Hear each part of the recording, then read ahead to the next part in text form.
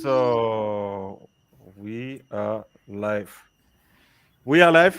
Flat thumbs. Thank Flat you, thumbs. Shelley, Alex, and Lindsay. We are What's here. going on? Yeah, everything's good, brother. Well, this is cool. We've got some superstars in the house. Yeah. I hope you're not Sound talking check. about me. I know, me either. No, I was talking about me and Manny. No, I'm just kidding. Just kidding. Yeah. Shelley, Very I have nice. to say, I have to say to you, Shelley, the production value and the professionalism of what you did there was just amazing. I was absolutely, but it's the most professional thing that I've ever seen done in this community. Honestly, hats off to you. It was Thank fantastic. you so much. Well, honestly, your work, it speaks for itself. I mean, it's so I think no. you're freezing up, Shelley. Am I just? Who else is getting that? Anyone else getting her freezing? Yeah, she froze for me too. I'm freezing. I'm freezing. Uh-oh. Did you guys? Am I still frozen? But I hear you, Shelley. I hear you, Shelley. Okay, Can you hear I think me? we're good now. I'm gonna. What Yeah. I'm gonna do is Yeah. I'm gonna just. It's good. I think it's good. Yeah. Okay. Just as we were about to kiss each other's ass, then it goes all wrong. Oh, thank you so much, Alex. Your work is impeccable.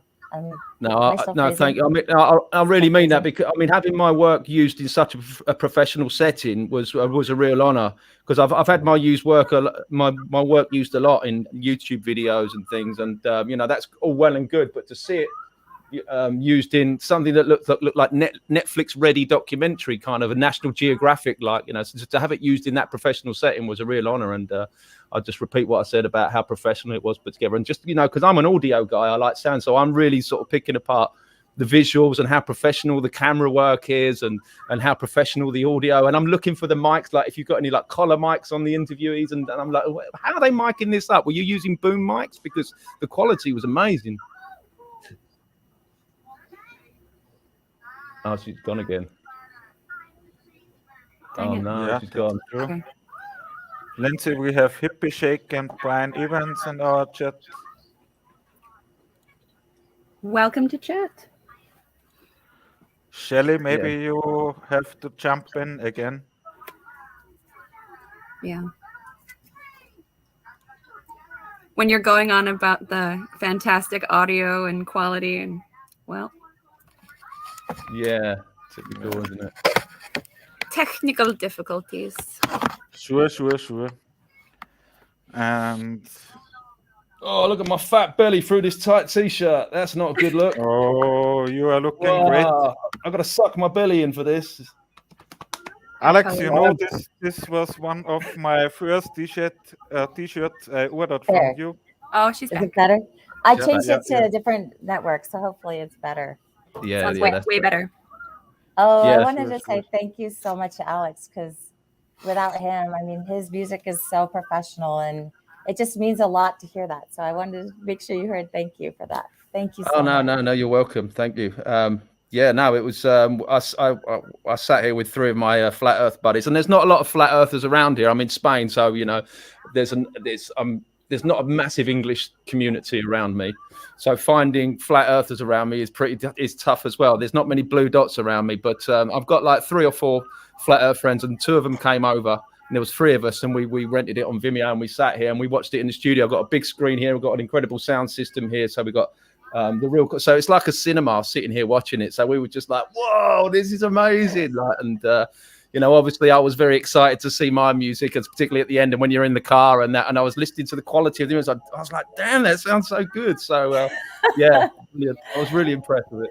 Thank you so much. It was awesome. Well, I love your work, and it's incredible. So thank you. Thank you. It's traveling quite far, as will your your series of what would you call it? A docu series? Is that what you call it? Yeah, it's a docu-series, because we just cannot cover every single topic in just a span of an hour. And we decided early on that it just had to have enough room for development and enough room for people to be able to see, the truth about things, because you have to uncover it. We didn't learn this in one day.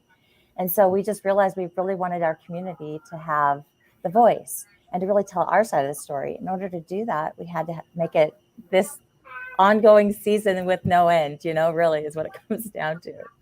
So it could go on and on and on and on and on then, really, couldn't it, I suppose? I hope it does. I really hope it does, because like you said, there's so much to cover. I mean, I couldn't possibly cover it in one album. I tried to sort of cover the NASA stuff in one album and make a bit of a joke about it. But I could make 2, 3, 4 albums, and you could probably do the same. There's no end to this, because I've been into Flat Earth for since 2016, and I'm still learning.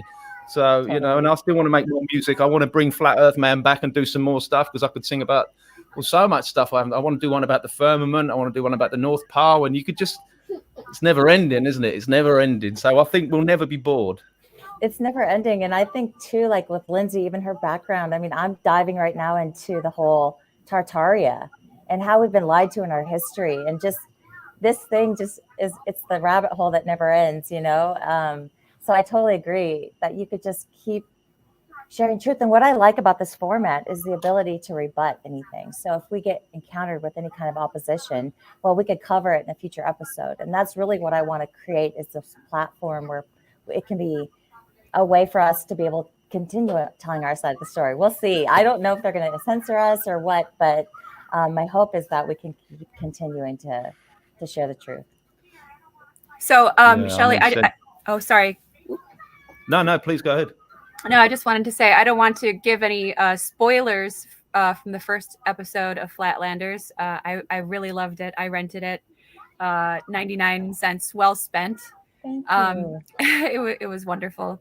And yeah, but the record that you guys have achieved, really, really, really cool. And I like that idea of keeping the continuous episodic nature of it, and that way you can respond to critics or whatnot and just keep it moving forward in manageable, digestible, and very, very professional segments. And yeah, it's just great. Thank you so much. I appreciate that. And I just want to give a huge accolades out to Sydney Silver. She passed away this year, and that was really hard, just kind of watching it again, seeing what a contribution she made to the Flat Earth community. And she's so smart. I mean, she actually was kind of the brains behind the whole Nat Geo thing. And they really gave her not a fair shake. They basically, Nat Geo took this story that Sydney had about, measuring the curvature using the flags, and they made it look like, oh, see, we see curvature because the flags are starting to go down under the water. But what the other side of the story is that you can see the, behind, you can see the shoreline behind the boat. And so I just really wanted to be able to tell her story in a compelling way too. And there's a lot more to come about Sydney and a little bit of her background and just getting to know her, because she was kind of very brilliant, and she was willing to put herself out there. But I feel like, this just kind of developed on its own. So telling her story is really critical to the Flat Earth, observations and things, because she really did contribute a lot to that observation. Yes, and so sorry for your loss, and just for the loss of a good friend and a great Flat Earther.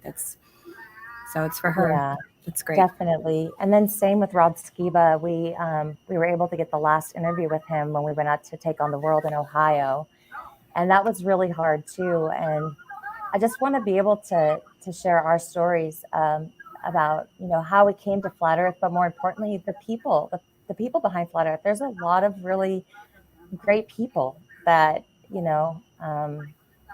it's just been a tough year. We lost a lot of good people. That's true, Shelley.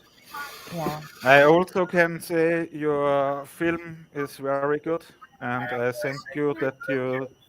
Oh, I have an echo.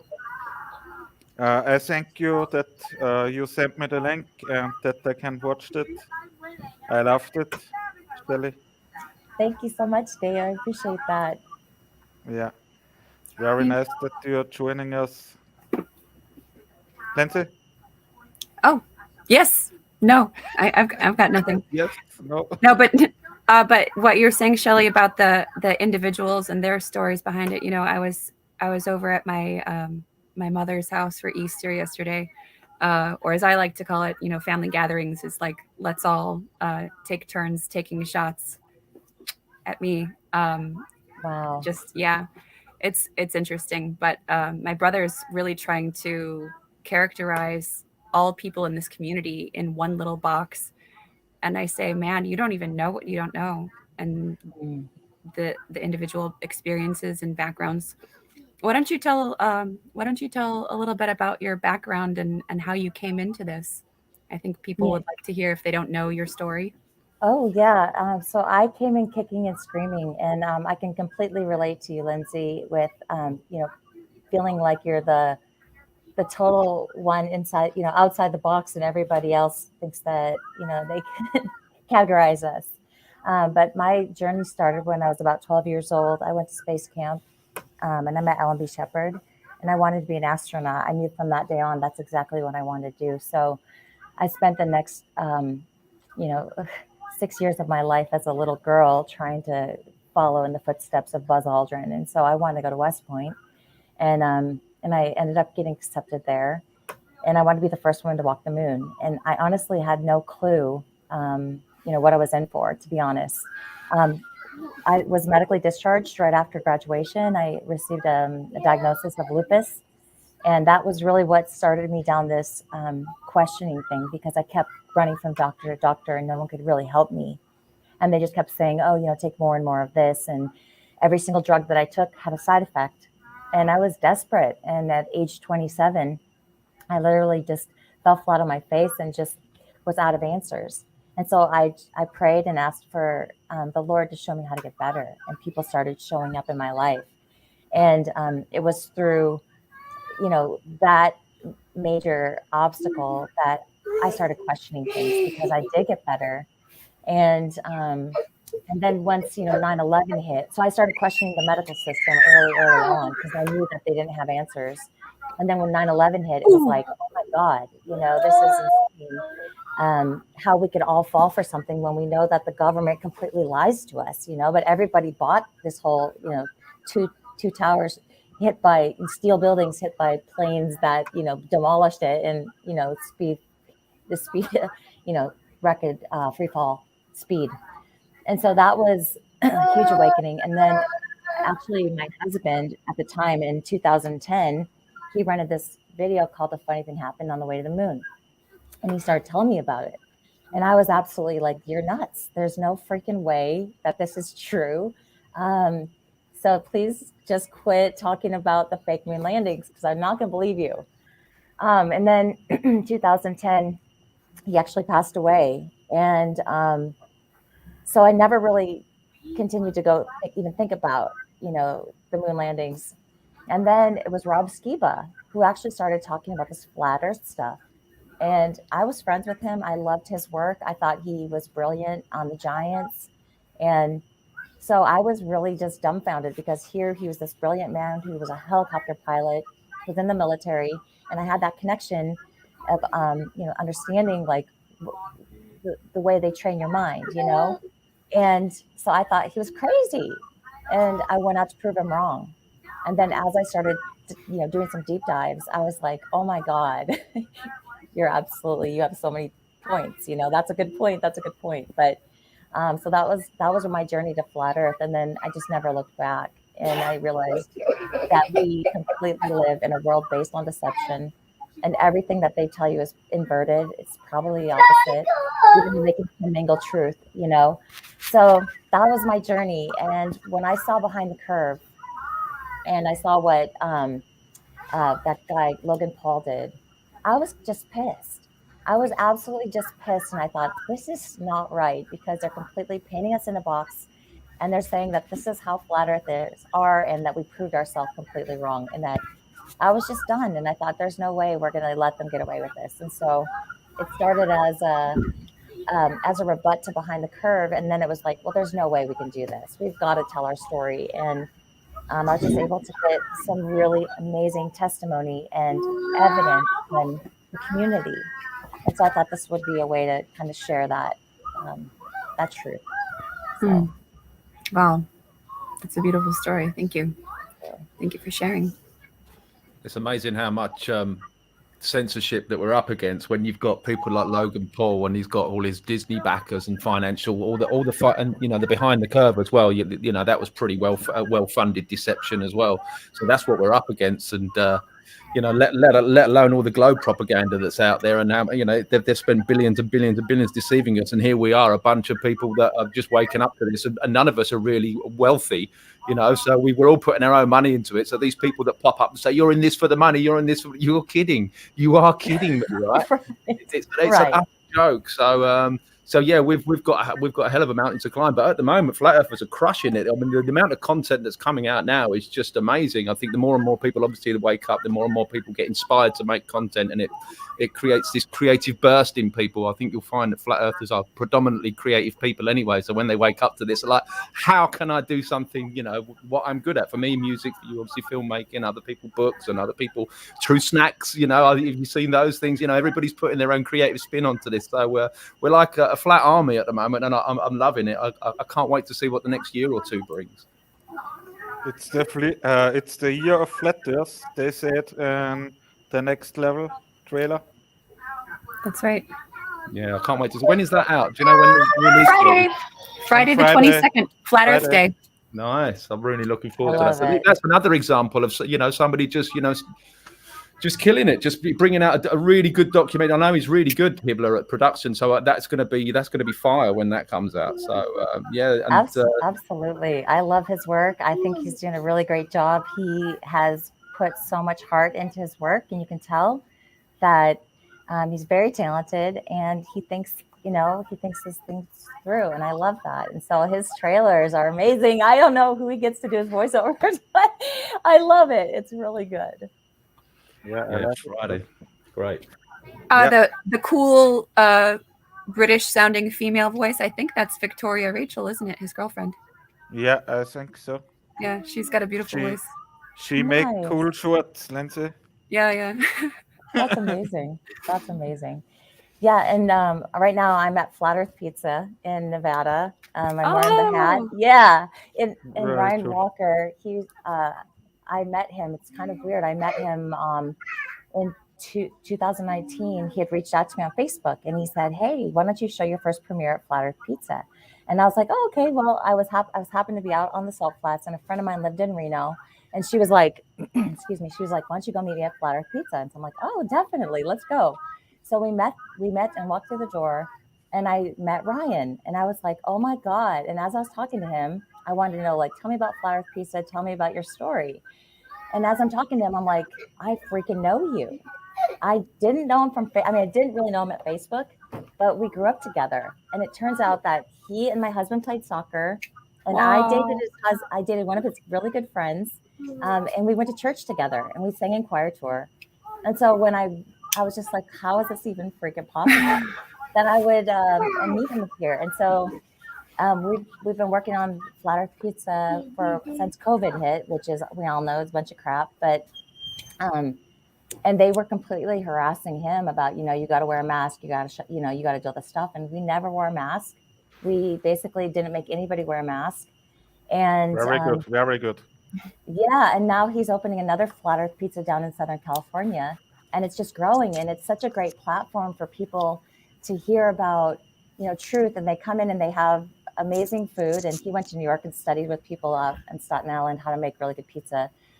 But it's amazing the people that come here and they want to know more, And so I love all the platforms like music and the documentaries and interviews like you guys are doing, and then people opening a venue where you can have all these amazing pictures on the wall. I'll show you, like, there's, just a lot of cool things that you can talk to people about over here. He's got, I don't know if you can't really see it, but he's got Admiral Byrd. Yeah. So it's really neat to have. But there is no ice in the middle, Shelley. Of the map by the Arctic Circle. No ice. Well, I know you have the World War II map behind you. Oh yeah, it's a World War II map, but there's no ice. No, there's no ice. I totally agree with you. Yeah, and his dad actually painted this one. His dad is not a flat earther, but yeah. So we've been lied to about the map. We just want to find out what it really is. And I think there's a lot of people who are onto it. If you look at NASA pictures of the Arctic Circle, which, the pictures that they give us are fake. But why is there like this dark hole around it? What are they hiding there? I really want to go to the North Pole and see what the heck is there. Yeah, that's definitely on my bucket list when I get to a point where I'm like, I don't know, when I'm reaching the end of my experience here, because you've got to be brave to do that. Isn't there a guy that's traveling to the North Pole? I think he's got a channel. His name's, what's his bloody name? Something Z. What's his name? But I think there's a guy that's actually going to do it. So it'd be interesting to see if he comes back with any. If he comes back for a start. If he comes back, exactly. It'll be interesting if he comes back with any. He's said that he wants to come back with full SD cards. And can you imagine what will be on them SD cards? Can you imagine what he would find? I mean, there's allegories and there's stories and there's myth and legend, isn't there? Like the Smoky God, and you look at all the maps with the 4 continents, and you're just like, what an enigma that place is. And even reminiscent about some of Martin Kenny's work, where he says like it has to be the Garden of Eden. It's even some of the countries around it, like Sweden. If you look at the etymology of the word Sweden, it means southwest of Eden, right? Sweden, wow. Right? And then you countries like Denmark are very close as well, because it's the mark of the Denmark, Eden.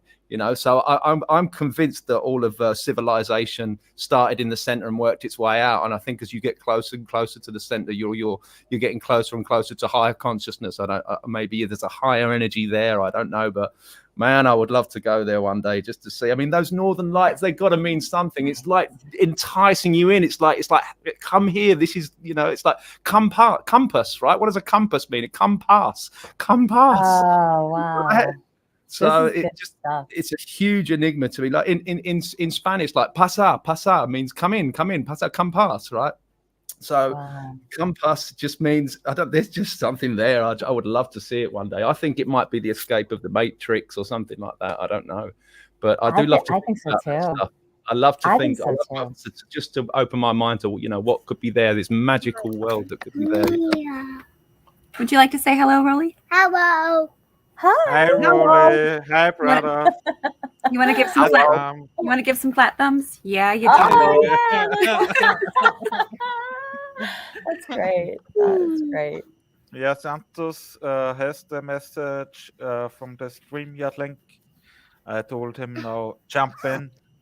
Show me your pickups. Awesome. Oh, yes, Rolly, what's up? I'm totally brother? in agreement with you. He said hi, Shelley. Hi. Hey, Shelley. Very cool. Hi. Yeah, pickups. Oh. You got what? Hiccups?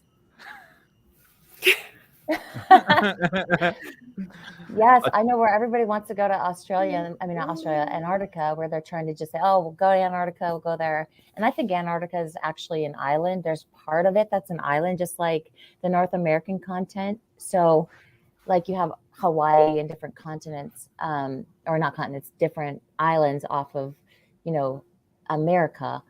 And so Antarctica, no matter what they say, oh, we'll take you to Antarctica and you can see for real that, it's a globe. But I think there's so much land like they are hiding.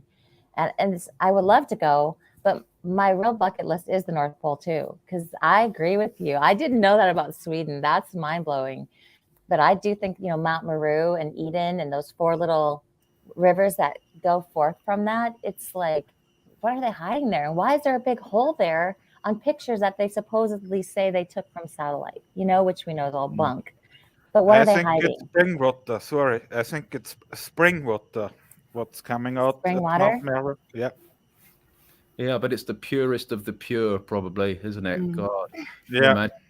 I honestly think the further you get away from the North Pole, when you get to Antarctica, I think it's like a lower energy. I think that's why you always find the elites are always trapped. They're always going to Antarctica, aren't they? The elites, the royals, and the presidents, and so I just think it's more as the further you get away from that creation center, the more lower energy it gets. The more I think it's evil outside. This is just my. No offense to the Australian friends of ours who really watch. Not you. No. Look, listen, Australia doesn't exist. We know this. Well. No, I do. I wonder I wonder if someone could do some statistics on what the crime rate is like on the, towards the outer ring. Maybe. I don't know. I just think there's a reason why the elites are going further out. And if Martin Kenny's work is correct, like you've got the sun and the moon, that you've got Mercury and Venus and all these other wandering stars that are the sun and the moons of the outer realms. I just wonder what's going on there. They're both an enigma to me. If someone said, where would you rather go, north or south? It's going to be, for me, north. But I'm still really want to know what's there. What's there? Yes. Yes. You know, it's definitely more land. It's Other than penguins. Yeah. Going into the North Pole, yeah, the smoky god, the story of Olaf Janssen and all these benevolent giants having an advanced society inside the earth or something, all that vortexing energy. It's wild to think about. Right. Oh, we lost many. Oh, we're gonna have a little. So what is it like at Flat Earth Pizza? Like, do globe heads? Oh, okay. Do globe people of the globe persuasion come in just to have a good slice of pizza? Do they come in and troll you guys? Like, oh, definitely. There is that aspect. But Ryan's he's pretty low key. Kind of lets his product speak for itself. We will get phone calls like, do you really believe the earth is flat? You know, why do you name it Flat Earth Pizza? And I think his story is that he really wanted to have a venue. He came from the corporate world and the corruption of all of that. And he wanted to have a venue where he could start a conversation and just have people come in, enjoy the pizza. Not that they're ever going to like convert, but to start the conversation, start planting seeds. And we don't really get a lot of like, you know, vitriol like we do when we are out flat smacking or whatever. But we do get a lot of inquiries. And at the end of the day, these people leave knowing a little bit more, even if we haven't changed their mind.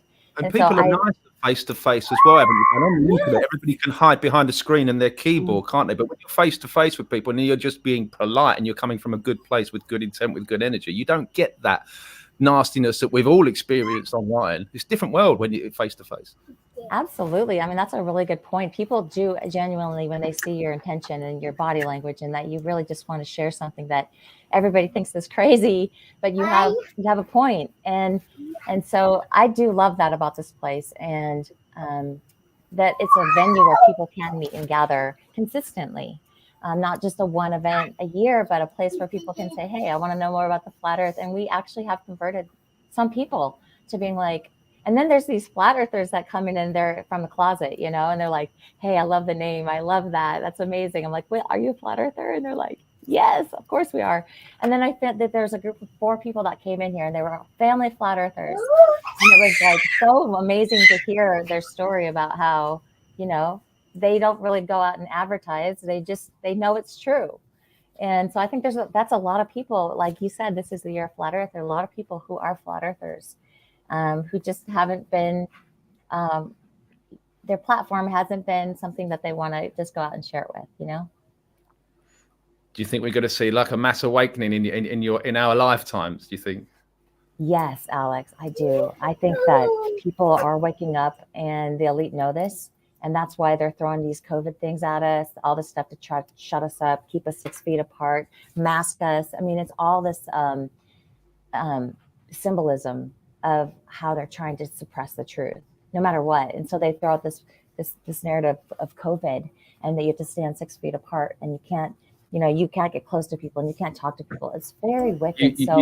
You heard it here first, people. Flat earthers are responsible for COVID. Stop saying the C word, guys. True. Oh, they're gonna be. We did that. Sorry. We did that. Sorry. Alex, better you say Rona. Rona. Okay, sorry about that. Or shit Rona. You can call it shit Rona.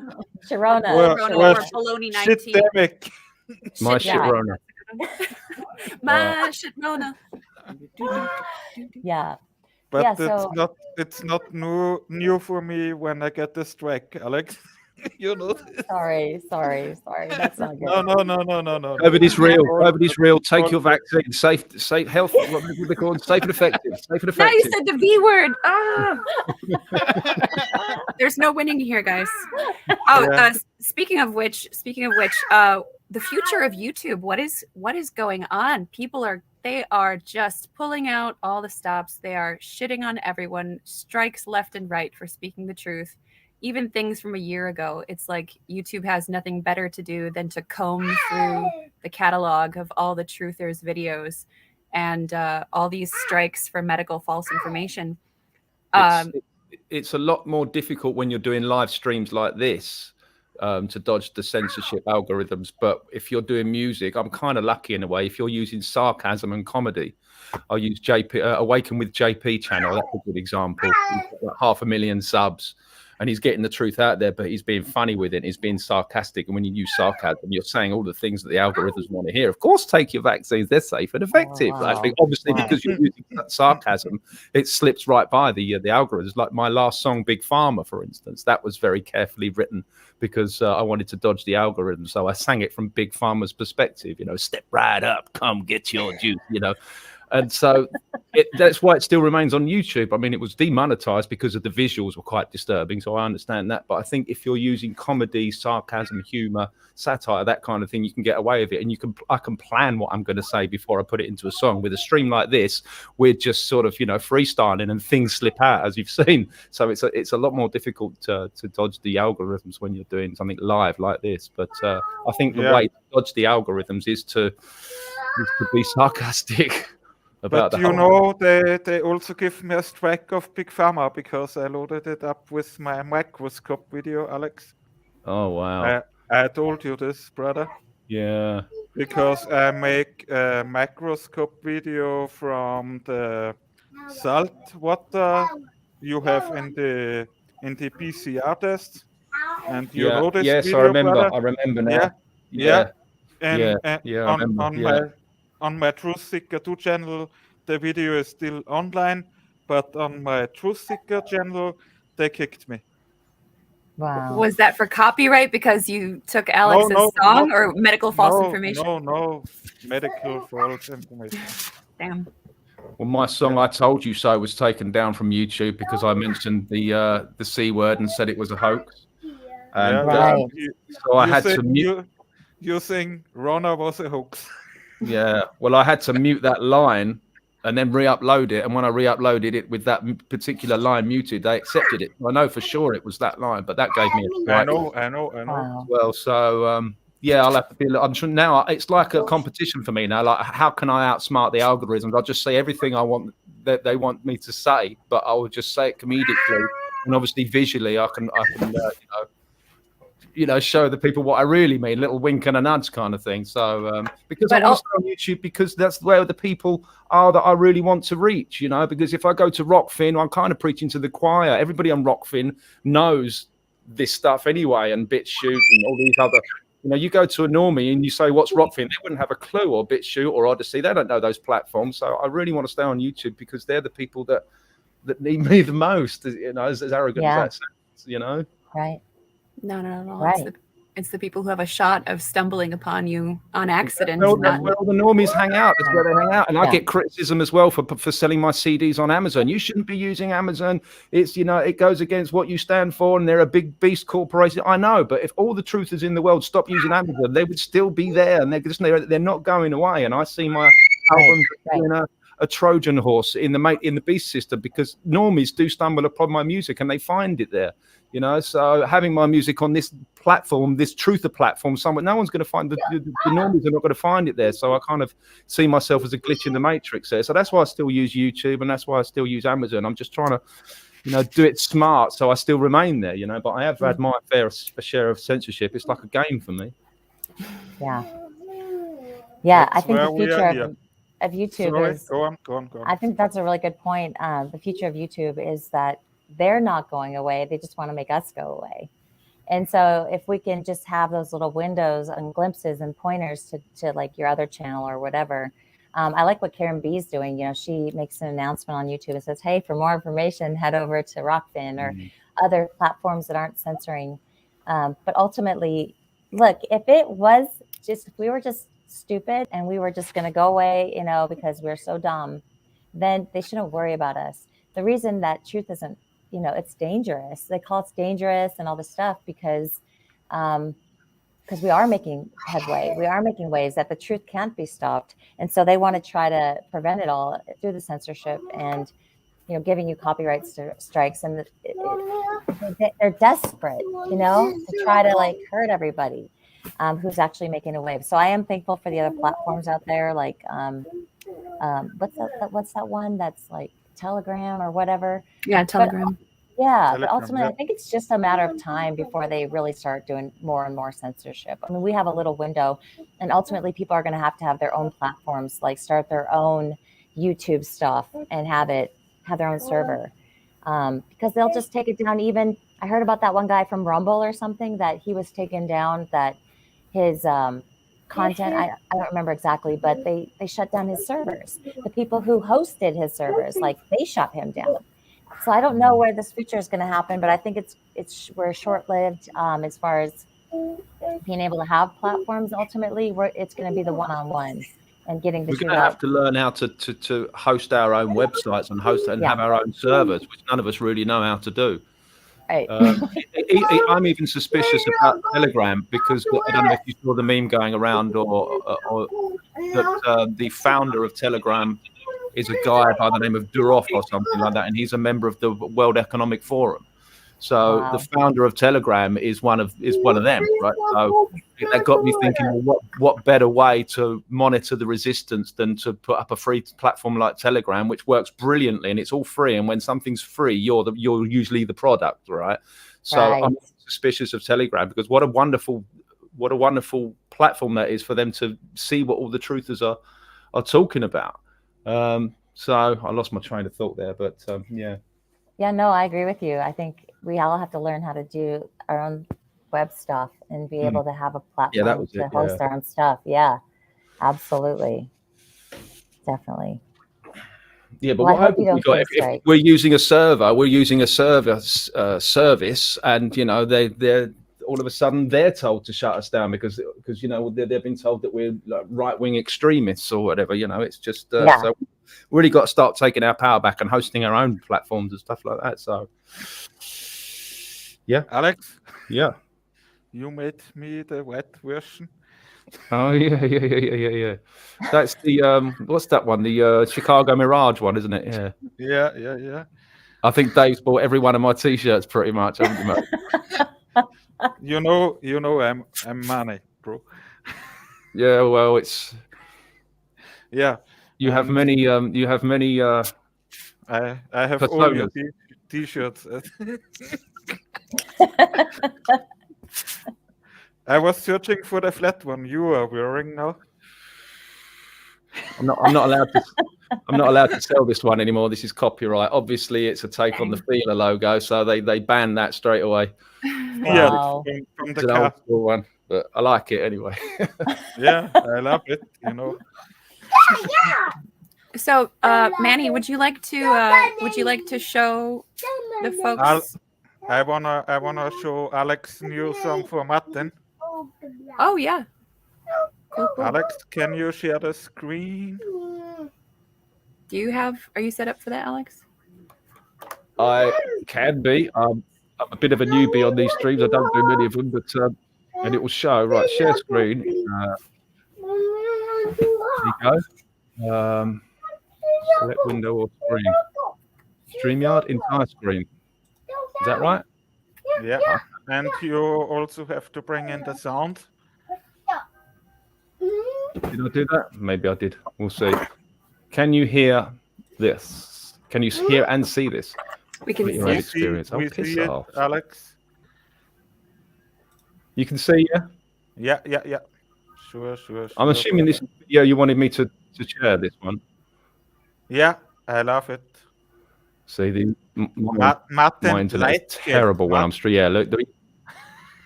No sound yet? I spelled that wrong. Yeah. No sound. What about now? Hold on. Manny thought you spelled it wrong on purpose to get back at him for calling you conspiracy mystic guru. Yeah, conspiracy mystic guru. Alex, please start sharing the screen again. We don't hear anything. Yeah. There's nothing now. How about? Hold on. No. When you click. Oh, yeah, okay, no, it works. Yeah. No, you got it. Okay. I mute. Well, let's set this up. I mute our microphones, and we go to the full screen. So this was so Martin, I'm gonna have to fix that typo. Sorry, Martin, I didn't realise it was that way around. and there's a T in there somewhere too. Yeah, and I Oh, said is there? I said He's to gonna be Lindsay, really pissed. He's gonna be pissed. Nah. I said to Lindsay 100% because he always said conspiracy guru music. Oh no, he said conspiracy mystic guru. All Yeah, the time. yeah. Okay. Yeah, That's that's the one I hate. I hate that one. That's just Martinese. That's Martinese, yeah. That's the way he Yeah. rolls. He makes his own words. It makes me mystic. It makes me sound like I'm some Yeah. yogi sitting on the foothills of the Himalaya. You are the mystic guru. Mystic guru. So anyway, he contacted me because he's just done a conference in Birmingham, and he said, "Can you do a song for us?" And when someone says that to me, I'm like, "Oh no," because in Martin's mind, or anybody that asks me to do music, they think it's just easy. I just sit in front of a camera and play the song and just record it. But I don't want to do that. I want to put something a little bit creative together. I want to sort of go the extra mile, really, right? Because I know it's going to be shown in front of 200-300 people, and it's not very interesting. Me with an acoustic guitar and a microphone, you want to have multiple camera angles and interesting stuff going on for those few minutes. So when he said, "Can you do a flat Earth?"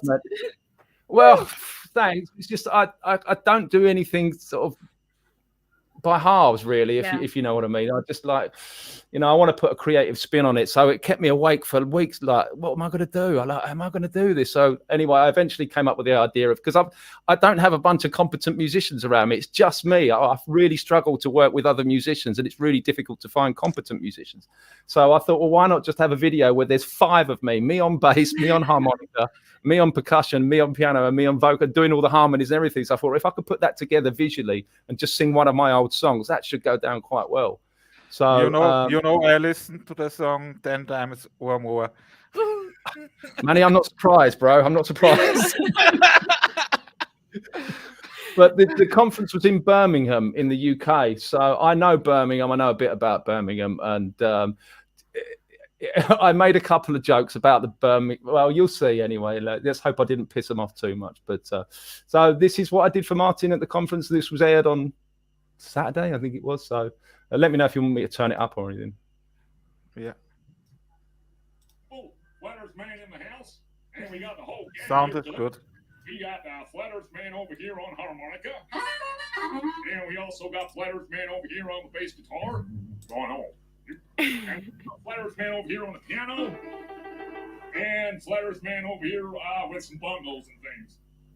It's a real honor and a privilege to be over there with you in Birmingham, Alabama. Can you switch to 700 Birmingham, Alabama. to better quality? Say again, Manny. Sorry, dude. What? Sorry, brother. It's not full HD. It's not high definition. Yeah, I know. It's on 7. Well, I can put it on full, but I'm not sure if that's okay. Yeah, try it. I'll try it, but I think it just needs a bit of time to come through. But anyway, we're. I love that Birmingham joke. You can. At least someone got it. Yeah, it's good. You're in Birmingham, Alabama. There's a Birmingham in the UK. Really? What's it like?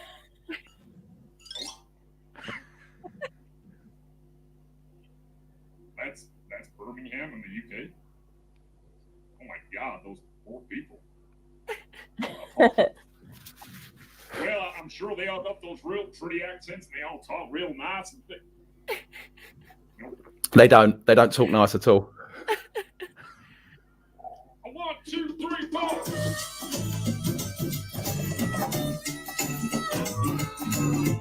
All right. About the time I learned about gravity. Listen up. You shouldn't believe it. Oh no. Listen up. I remember when I learned in school about gravity. It was so cool. I had a teacher that knew it all. She taught me how water could stick to a ball, how buildings stick to the underside of a ball that spins like a carousel ride. Man, it all sounded crazy to me, but I love learning about gravity. I couldn't wait to tell my dad about the amazing day that I had. He picked me up, I was bursting with pride. He opened up the door and I jumped inside. He smiled at me and said, "How was your day?" I said, "Dad, I was blown away, because I learned about this magical thing, but it's kind of got my head to spin. I learned about this Newton guy. When an apple fell on his head, he surmised that there must be a force that's pulling it down, and everything's being sucked to the ground. A force that sticks us all to this ball. The people, the buildings, the oceans, and all. So it's written in history. Newton had discovered gravity." He just looked at me and said, "Don't believe in gravity. Don't believe in fantasy.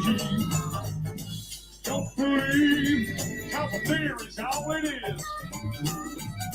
It's never been proven, but they teach it to the kids. Yes, they do."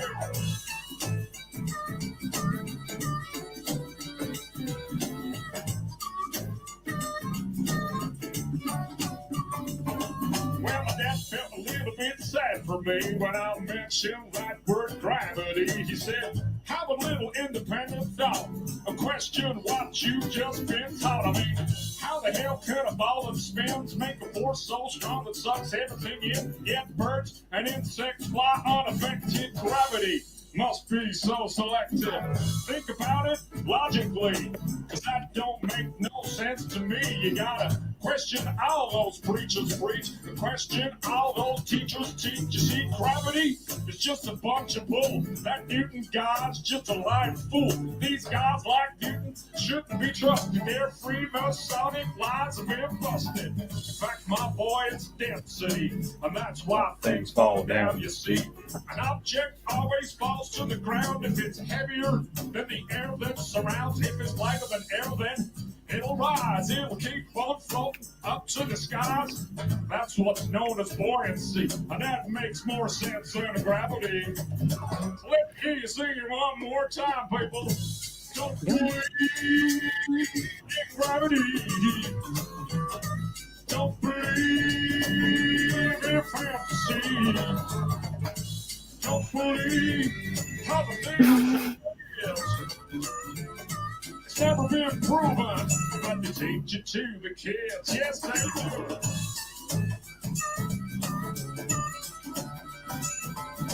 Fire. What my dad said to me?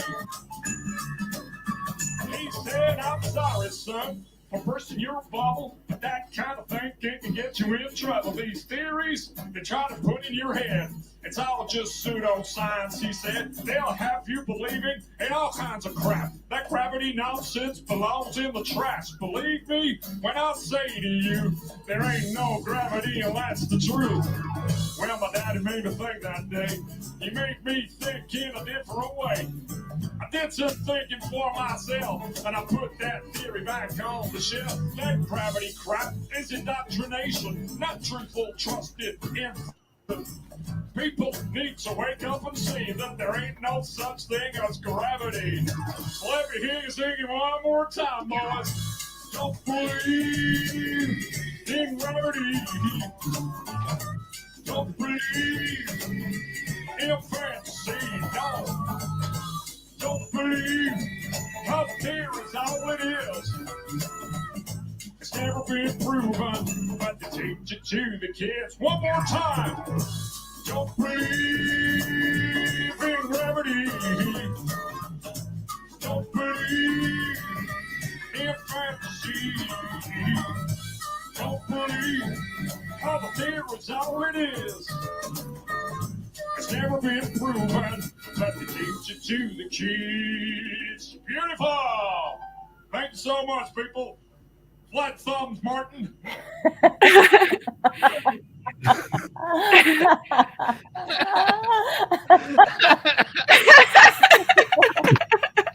That was great. That was awesome. Those guys are a nightmare to work with, I can tell you. They really are. Bunch of yahoos there. Jeez. Oh, I love trailer it. trash. Hey, I think they prefer the term "sons of the soil." Okay. Sons of the Soil, like it. So yeah, that's basically what I did for Martin. Obviously, I took the piss a little bit out of the Birmingham accent, because if you've ever heard it, it's quite incredible, and the weather there's pretty bad. And Can you do the accent, Alex? The Birmingham accent? yeah, you can. It's kind of like that, actually. They talk up and look like it's kind of like that different in Birmingham, and the Solihull is kind of like that. They don't sound very smart, because they went to see the football match the other day. It was great. It was bloody great. That's a pretty good Birmingham accent, actually. That's not bad. All right.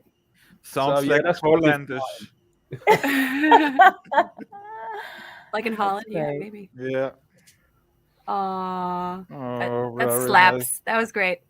Thank you very much. In other news, just quickly, because this has just come through hot off the press, Yeah, share the screen. David Weiss has just sent this to me like 10 minutes ago. Share screen, because he's just ordered a couple of copies of my book. Share, stream your entire screen. I said, I've got to get used to doing this. Allow. Take your time, brother. Can you see?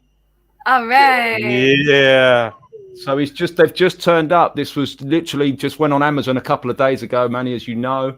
And he ordered them, and today they arrived, which is pretty damn quick, really. Those are amazing. He's just sent me that photograph of it, and I think it looks really great, nice and Oh my glossy. gosh! Wait to go and get my own copy so I can really thumb through it and see the quality. But from what I'm looking at there, I'm really pleased with that. So that's exciting news. But so that's Yay! I'm gonna get one for the kids. I've just got another 9 books. Another 9 more books to do. Hopefully, I should have 10 books out by Christmas. This would be so good for a curriculum. Never give up, Alex. No, keep going, man. It's what I do now. You know, it's I know.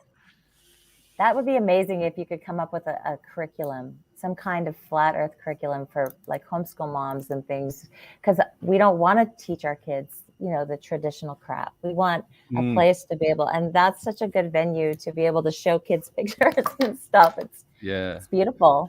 Yeah, conscious.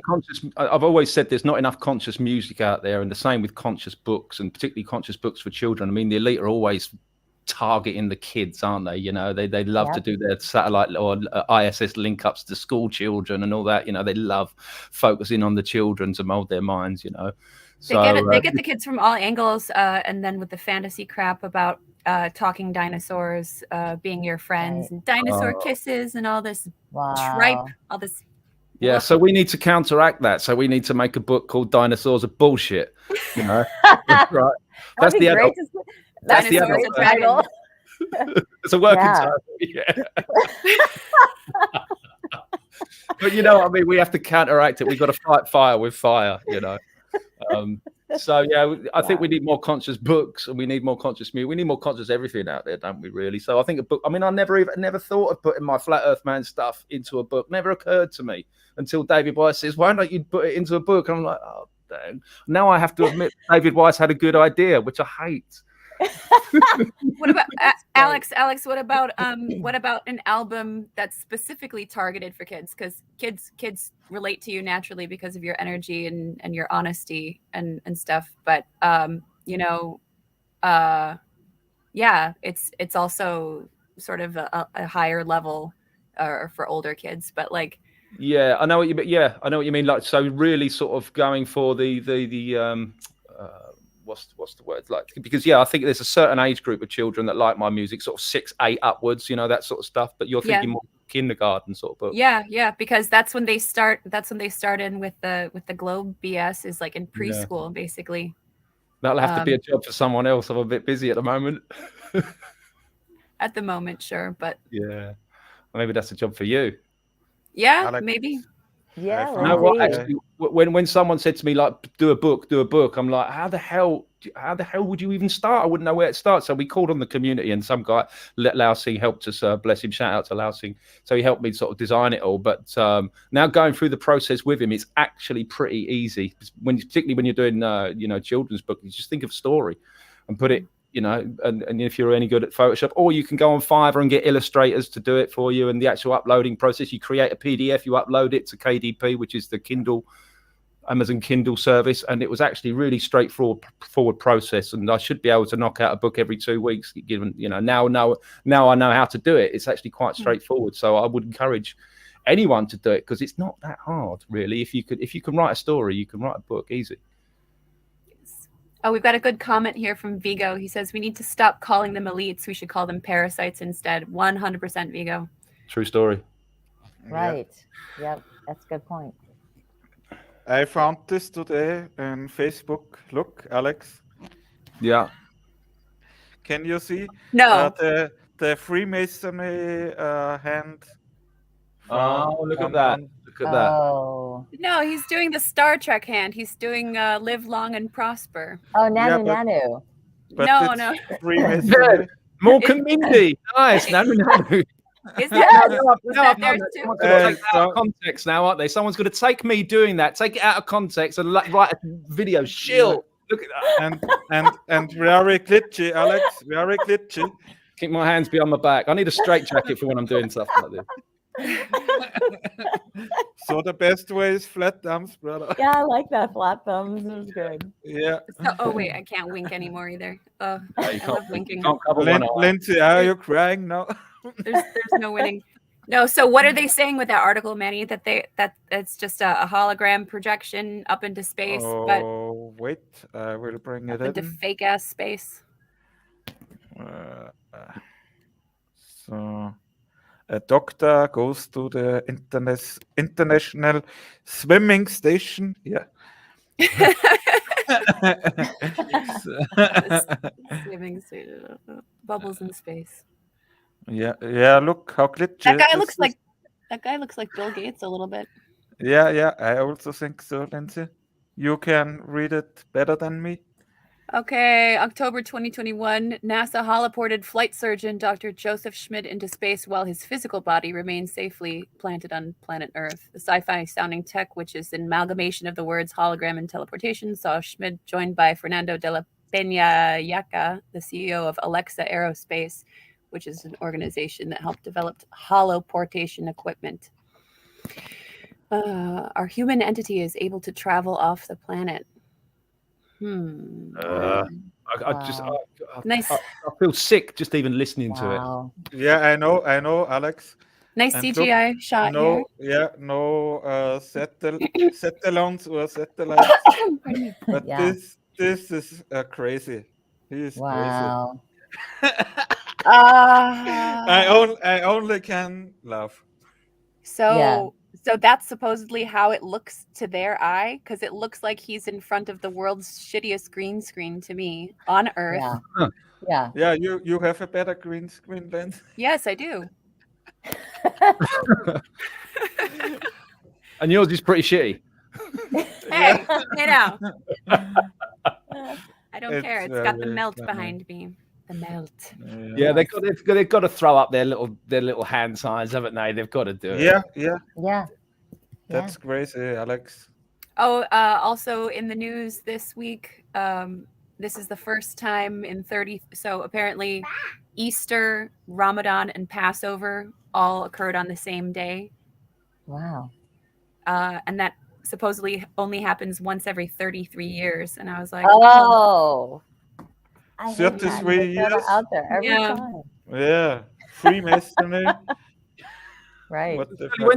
When's the next episode? You've probably heard that question a million times, but Oh my Yeah. gosh.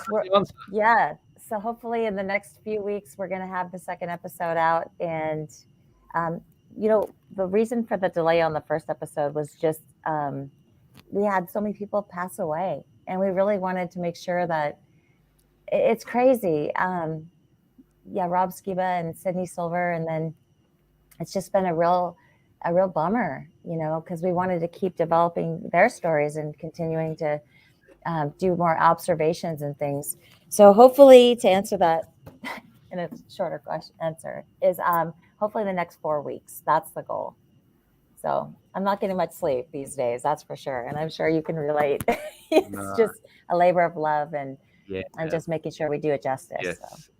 maybe you can bring Will in it be a sorry, Shelley, maybe you can bring no? in the Martin version from Don't Believe in Gravity.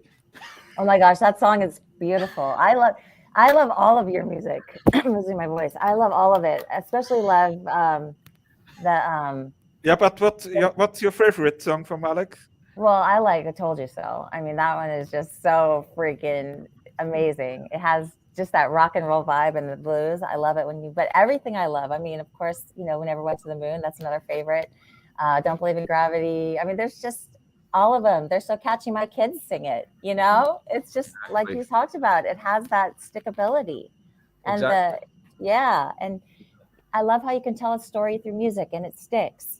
It's a beautiful place to be able to tell the truth, So I have a lot of favorites. I discovered that I had no idea how powerful music could be because the irony is I've been playing music my entire life, and the only time it smacked me that music can be used to tell a story and educate and invoke or encourage critical thinking and all that sort of stuff was at the Denver conference where I met you for the first time, right? Yes, I did. Yeah. That's when mothers were coming up to me saying, "I use your music my kids love your music." That like really hit me quite hard. Like, wow, you can actually use this to teach people. So yeah, I mean, I want to do more of it, and I want to do more silly stuff so that kids, I had no idea kids were resonating with this stuff because I'm just a big kid. I was just doing my thing. I didn't realize it would resonate with real kids, or children. Yeah. Sorry, little kids, children. So so I want to go back to doing that as much as I love doing the rock and the blues and the guitar and stuff and sort of showboating a little bit. Look what I can do. Look what I can do. Yeah. That's all very well, but the funny comedic stuff, as I was saying earlier, it travels further. So I would really like to do that. So I don't think there'll be much music coming out of me this year because of these books, but after that, I'm going to get back into the green screen stuff and probably bring Flat Earth Man back because I know that people love that character and particularly children. Santos. Hey, hi, Santos. Hey guys, Santos. Welcome. How you going? Nice to see you. Hey. We're good, man. How are you? It's been a while. Great. What a good team. Yeah, we're just chewing the fat and talking about Shelley's Flatlanders and my music and all that sort of, and just some flat stuff, man. So you're in the right place, bro. You beauty, Alex. You're doing some great work yourself. So Shelley, you produced Flatten the Curve, yeah? No, Flatlanders.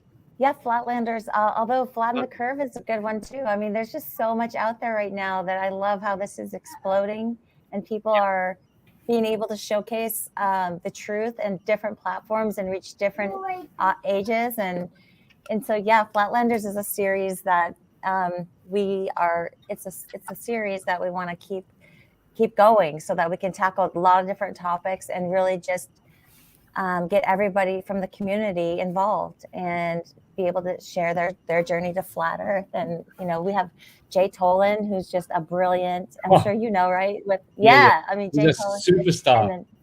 Look at the beautiful flat Earth. Exactly. Yeah, I've had people try to say that he's been debunked. Oh yeah, but that guy's been debunked. Well, didn't you just see hundreds of miles of flat Earth, and you're still in denial? Good God, what sort of fluoride are these people drinking? There are those that don't see. You're right. Right. They're damaged. Yeah, exactly. Damaged, man. It's useless eaters and useful idiots all around the world now. Do you think you can take a useless? Do you think you can take a useless eater? Because I know some of them. There's a lot. There's a lot in my family. Do you think you can take someone like that who's been subjected to so much programming and so much fluoride and mainstream media? Do you think it's possible to take someone of, say, I don't know, of a certain age, and then wake them up to this stuff? Because I've seen so many times people just can't seem to be swayed with facts and logic and reason, no matter how much. And he's just like, I've got to give up with this person. And it's such a shame. I just wish there was it's good to tip them over the edge. But for some reason, you cannot shake them out of this this. It must be hypnotism or mind. It's wizardry. I just don't understand why there are these people that will never, ever, ever, ever get it. They're just not on that journey for whatever reason, and it just blows my mind how you can't reach these people. I don't know what that is. Wizardry. They've become their own prison guard of their own mind. Tragic. Isn't that tragic? Yep. Yeah. Yes. Wow. It's well, I really think that I agree with the Neoplatonists who explained it that certain ones have incarnated on this realm who are very, very recent incarnations. You know, their prior incarnation were animals. You know, they were dogs, sheep, goats, and they behaved like those animals. You can see the traits in them. So we, I guess, we've been around a bit more. I think that's what's happened. You know, we were like this many lives ago. Maybe, I mean, that's how they teach it, and they're the guys that I predominantly follow. You know, the Neoplatonists. They had their syncretism down pat thousands of years ago. You know, so yeah, I think you can't turn a dog into a human being. I think that's it. They're not human beings, man. Either they're animals or they're NPCs. In one way, though, I have to kind of feel a little bit for them, because I was there once, you know, only about 10 years ago. I was swallowing all this stuff and believed all this, and I was, you know, just that Neo before he wakes up. I was that guy. So it's like, you know, I always use this quote. I know it's a biblical quote, but isn't it like, forgive them for they know not what they do? So you almost have to, because we were all there at one point, or right? Yep. Yeah. For sure. Yeah. For sure. Yeah. So I do feel for them a little bit. Is all I'm saying. I just wish that you know, there was something that would shake them out of that hypnotic state. But you know, it does seem apparent to me that some people are just not destined on this particular journey. No, I do too. You know, when I'm in a good mood, I really empathise with these people, and I just pray for them, and you know, I think about them, but then there's other moods where I just go, oh, fuck them, they're a lost hope. I love your honesty. Yeah. And it's true, you know, I'm just saying what is true. I'm not exaggerating. I'm not being a judge. I'm not being condemnatory. I'm just saying the truth. You know, if shit stinks, well, it stinks, you know. You can't, a honeybee does never try and convince a fly that honey's better than shit. Yeah. Yeah, I'm more of a guy now. I'm more of a be the change you want to see kind of guy now, because I've had enough of trying to grab, you know, metaphorically grab people by the scruff of the neck and say, wake up. I just think now, if I just show them through music and what I'm doing with my garden and self-sufficiency and all that sort of stuff, and I think that's the way we change people. Like, oh, look at him, he seems to be happy. What's he doing, you know? So that's where I am now, because it's a very frustrating road trying to convince someone that can't be convinced. Yeah, leading by example is absolutely the non plus ultra way of guiding people and helping them. It is. Yeah. Yep. So how many people do you know, you guys, all of you, like people who have woken up to some deep truths very late in life? Is that uncommon? I don't really know. Well, I mean, I woke my buddy up. He was 48 when he woke up. No, I don't know. My buddy Mike, Stellium 7, you might know him on YouTube as Stellium 7. He's done a lot of work on the mountain right near me. He's a Titanologist, I think he likes to call himself. But he was 48 when I introduced Flat Earth to him. But he's a right brainer. He was already awake to the moon stuff, and you know, he was on that journey already. So introducing something like Flat Earth didn't seem that ridiculous to him. So I don't know if that's a late time in life to be introduced. I don't know if that counts. It's like if people have this feeling or this questioning nature versus those that just don't at all. Yeah, no, it doesn't count. It's like a splinter in your mind driving you mad. Yes. You feel it when you go to church, when you pay your taxes. Yeah, it's like that. And if he's already had that, which we all had, we're like, we know there's something wrong in the world. You just can't put your finger on what it is. Yeah. So yeah, no, I don't. I mean, I've tried with my father-in-law, and it's just nope. Yeah. No, but he's 75 now. He's had 5 jabs, and just been in hospital for a week for a blood clot, and he's had a mini stroke. So you can imagine how infuriating that is for my wife and I, who know exactly what's going on there. And as soon as we heard he'd gone into hospital with a mini stroke, we knew exactly what it was. We said, that's a blood clot and that's from the vaccines. But, you know, the hospital will never tell him that. And they didn't tell him that. And they treated him like absolute shit. And we're like, that's the worst place for him. We give him this, give him some DMSO and that. And we tried to sneak in some DMSO and they wouldn't allow him to take that either. It's just like, Sorry to hear that. most frustrating thing in the world, you know. So he has no idea what's happened to him, no idea whatsoever. We do, we know, but you know, to try and introduce that subject to him, he's going to be like, "Don't be ridiculous, don't be ridiculous." You know, he's fully committed to like, you know, injecting yourself with toxins is good for health. He's fully committed to that. That just blows my mind. So now I have to tread very, very carefully around my own family, Liam, because yeah, my mom's had 4. you're the nut job, right? I'm the nutter. Your mum's had 4, Lindsay? Yeah. And she's 72 and not a good quality of life going on and stuff, and it's just it's sad. But she told me yesterday at Easter that my brain is fried. Oh boy. See what we've got to put up with. You see what we're dealing with here. It's But I love her. But she says, "Is this what it's going to be like every time we get together?" I don't.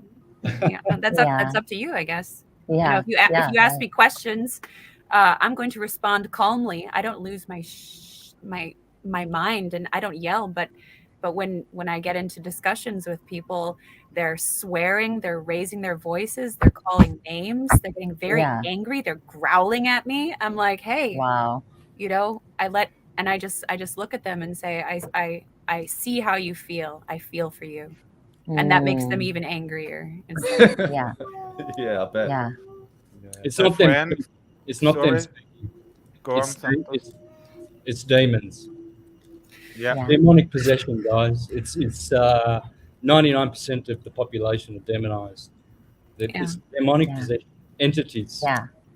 And if in the background of their own conscious mind, they're controlling the subconscious mind. So those people, they get upset because the demons have programmed them what to think, and because that program's in there, you know, they stick by it, and so their conscious mind just repeats what they've dictated to them in the background. You know, it's background influence, and it's, you can't see it, you can't, you can pinpoint it, you can see it in their eyes. You know, that glare that they've got, where there's nothing there. You know, you can see the fluoridate there, heart, because if you aren't radiant from the heart, then you've lost the truth, and that's the source of your energy. That's, your heart has to be radiant. These people have no heart. You know, they don't empathize. They don't, you know, they're not passionate about anything. They just eat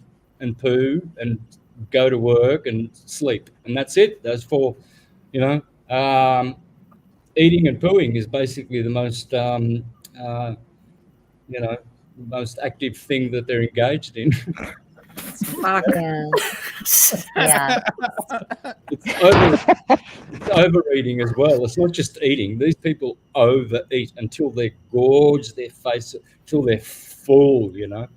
That's, I was talking about that at the dinner table, this kind of thing. Sorry, Mom, if you're watching. You're never going to watch this, though, I can guarantee you. Never. But yeah, you know, telling my kids and stuff, you know, clean your plate, finish your food and stuff. And I said, you know, it's really unhealthy emotionally and physically to train your body to become used to getting to that point of fullness versus satisfaction. Yeah, we could all do with a good fast. Yeah, absolutely. Yeah, well, I fast every day. Same. I stop eating at 6, and then at 10 the next morning. That's 16 hours of dry fasting every day. Oh, dry fasting every day. Yeah. Oh wow. Yeah, dry fasting and intermittent 16 hours every day. Oh wow. I have yet to tackle the dry fasting, but that's next, I suppose. You look well on it, Santos. Sorry? Yes, you look well. You look well on it. Yeah, I'm getting better. I've got a ways to go though.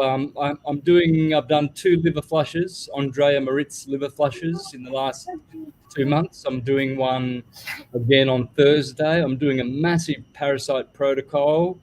Yeah, I've just got to get better because I've had this skin itch for about 15 years now. And it began in 2007 when I woke up and started researching, and all of a sudden I'm itchy all the time, you know. And it just got worse and worse, especially in 2014, 15, 16. And the only thing that stopped it in its tracks was fenbenzidol and ivermectin. I took that in 2019, and for 3 months the itching went away.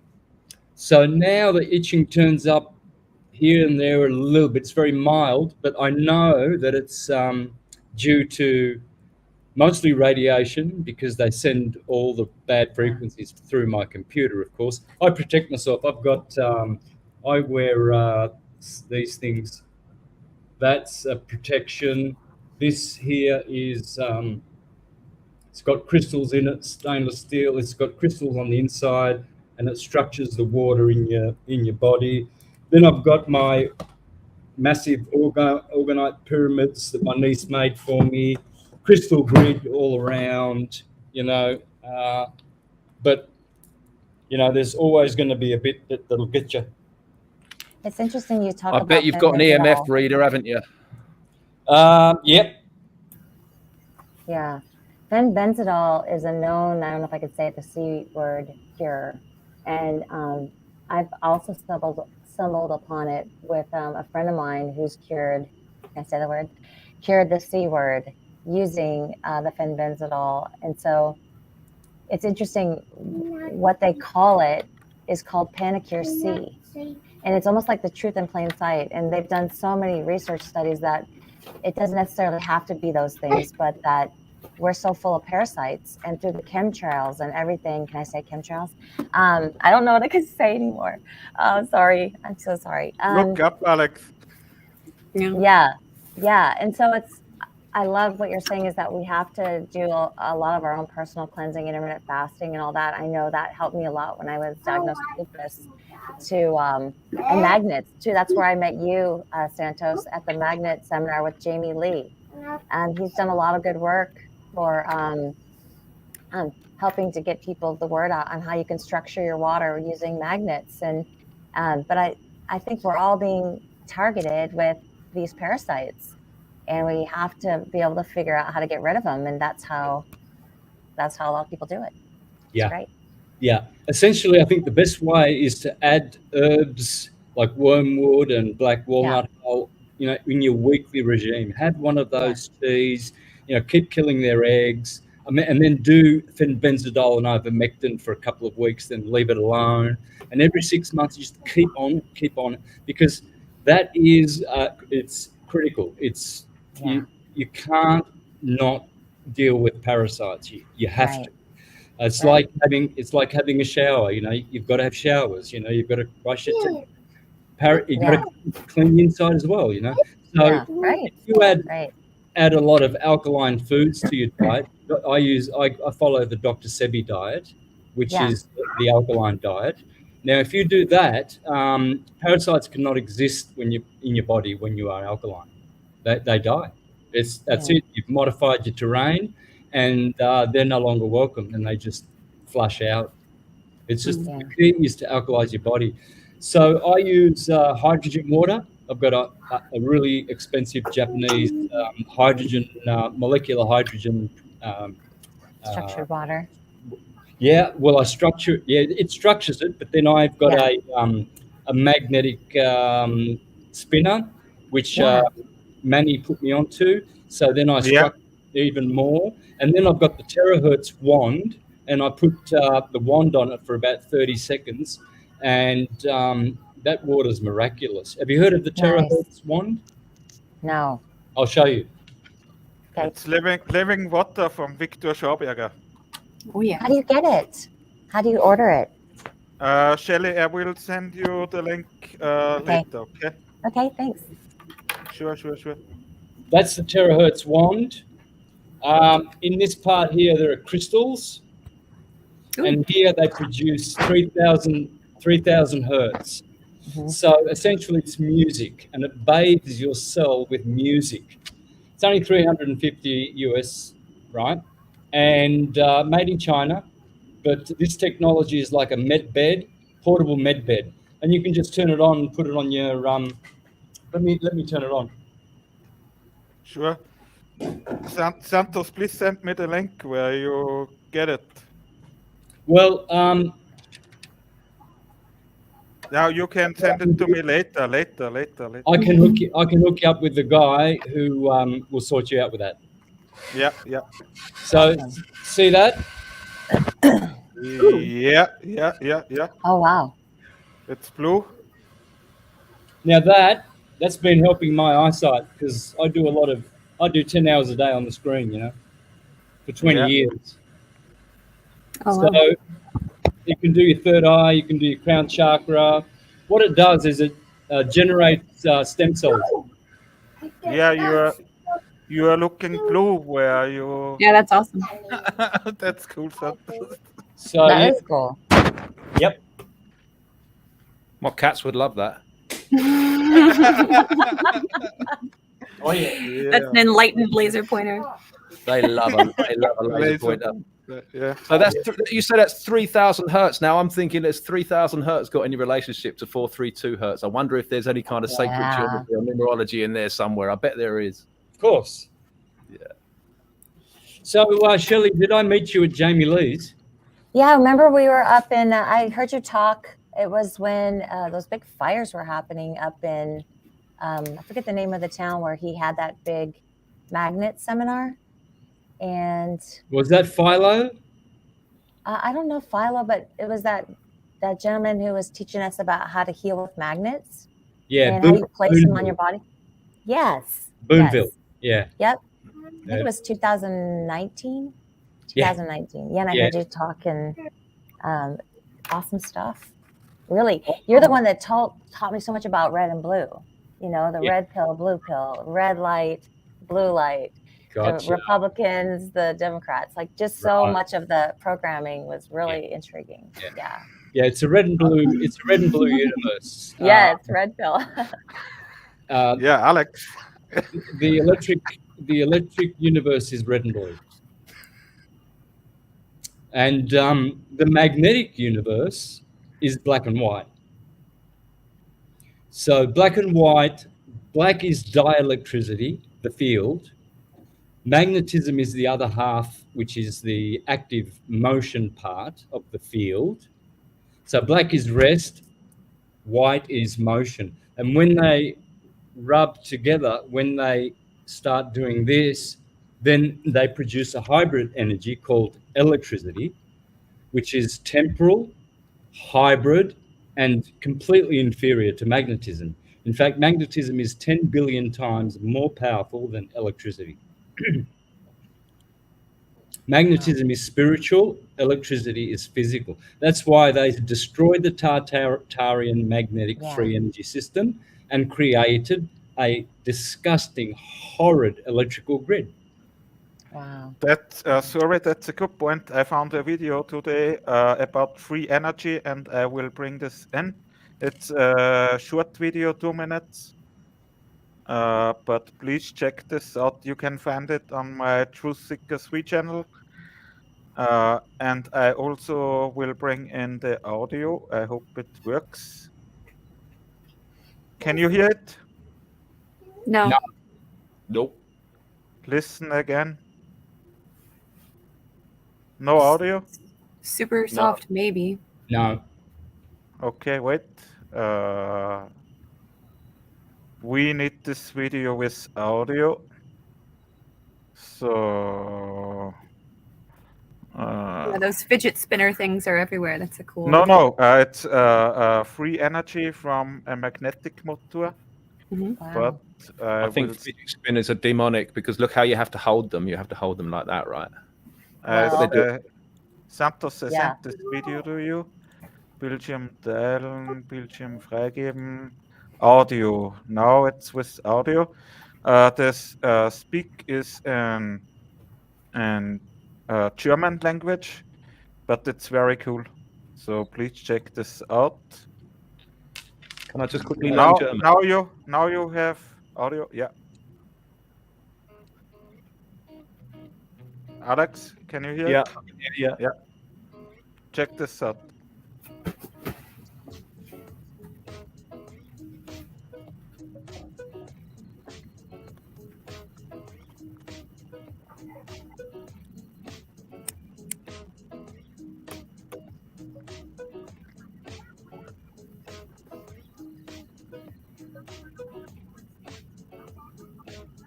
Ooh.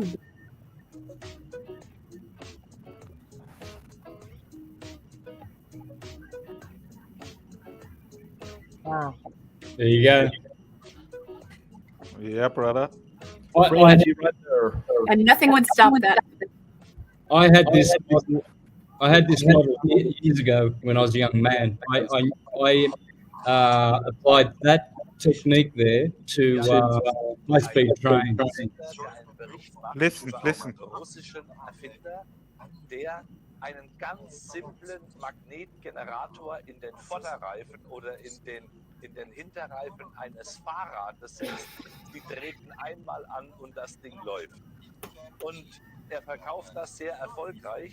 Er sagt, man muss sogar immer bremsen, weil das Ding viel zu schnell wird. Und es ist komplett wartungsfrei. Sie sehen Rollstühle ohne irgendeine Verwendung von irgendwelchen anderen Teilen. Schauen Sie, wie das Ding davonläuft. Es hat keinen Verschleiß. What? Mit der Kraft ein Auto. Wow.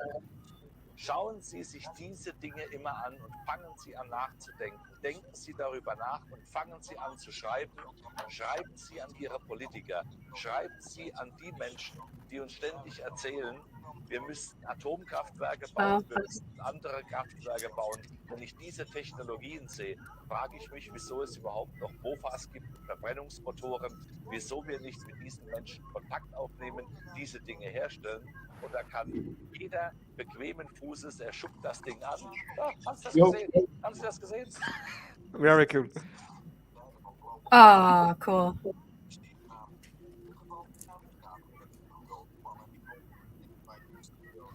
Just zipping around like that.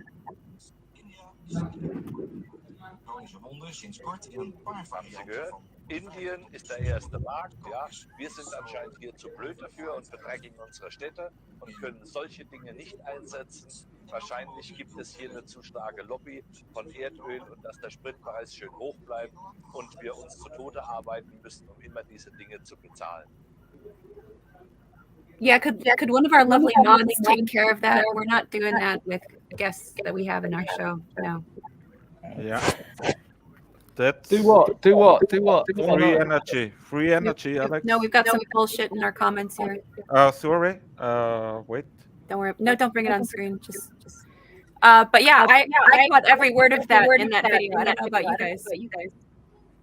Yeah, that was amazing. No, but my German's not up to snuff. You'll have to make the English version, Manny.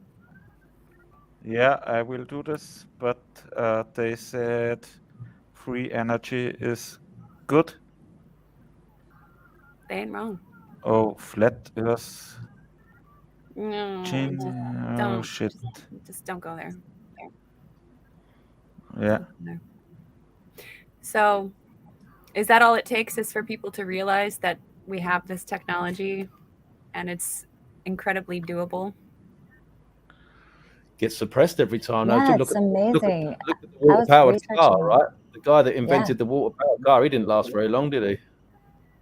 No. You mean Victor Schaberger? Or? I don't know. I'm not sure it was him that did a water-powered car, but you can take power out of water, can't you, and use it to No, it was not Victor. Yeah. Yeah, I was mean, these researching about technologies are around, and there's quantum companies that are building these motors and building these cars, but you'll never see them go mainstream, I don't think. No. Yeah.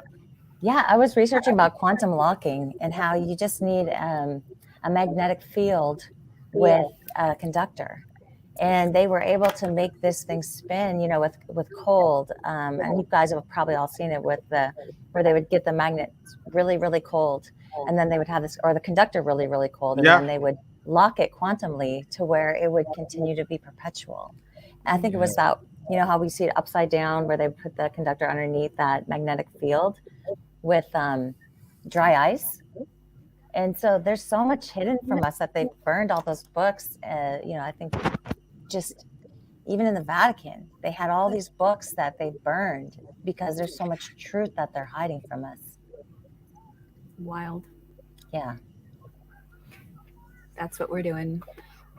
Taking that It's back. true. But yeah, guys. Okay, guys, I think I'm going to call it an early night. Yeah, Santos, do you want to share the screen and show the next level trailer? That would be very cool. Because you are a master bot in it. You have to bring on your microphone again. Take your time and use Google Chrome, brother. Oh, Manny, are you saying that Dan Falkenbach wants to jump in? Yeah. I gotta be wrapping stuff up because I gotta be with my Please. kids and stuff. Yeah, only just to say hi to us. If you want. I don't know. Why can't I just play? I've got it on my screen as a as an MP4. I can play that, yeah. Sure. Manny. Sure, Santos. Yeah. Okay.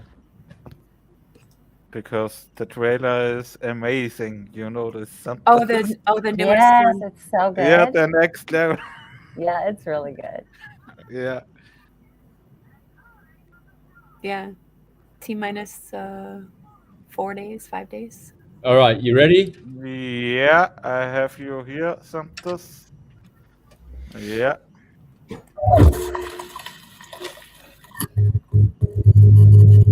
Oh shit. Close your eyes and just. Oh, we can only hear the audio. We only hear the audio, Santos. Do you have 2 screens or 1 screen, brother? Hang on. Yeah. Well, I'm sharing. You are sharing, yeah, but we only see our live stream. Now you take Google Chrome, Santos. Yeah. No, but this is I can't use Google Chrome. I'm in MP. It's an MP4.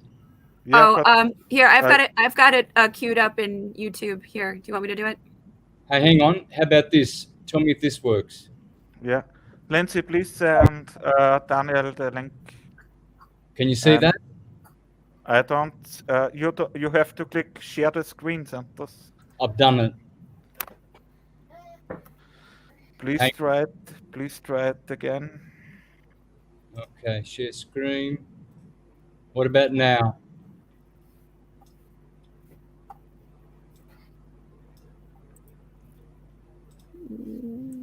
No.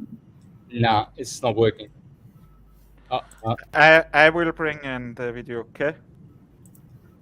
And Lindsay, please. Yeah, I'm on it. Send the link to Daniel. On it. So I will bring in the next level trailer.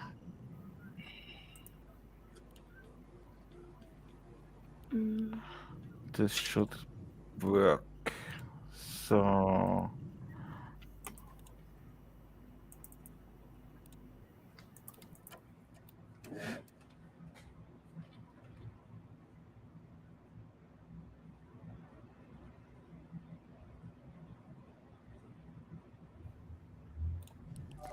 sound check, Alex. Nothing here, mate, yet. Can you hear it? Yeah, now I can. Am I moving? Am I spinning? It's that easy. We're not. The Earth is stationary, and that is scientific, not pseudoscience. The Earth is spinning at 1,040 miles an hour. You can't feel it. You can't measure it. You can't observe it. You can't repeat it. But trust us. People are just deceived. I mean, I grew up from kindergarten. Earth was a globe. They gave them a globe at graduation to take home like an inflatable baseball. So why are they teaching the globe model? Well, the globe is a container, and it's a container of all the known land. if there's more land. In the late 1800s, they were talking about more land beyond Antarctica. The North Pole is a biggie. Very glamorous destination. What if we all took our compasses out and just followed them until it stopped?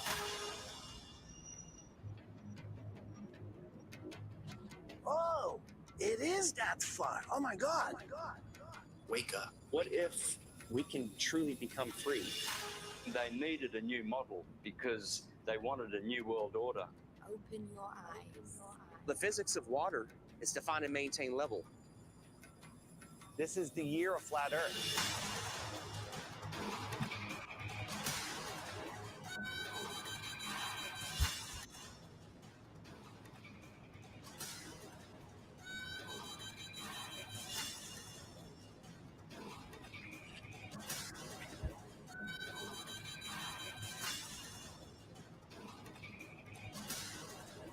The next level.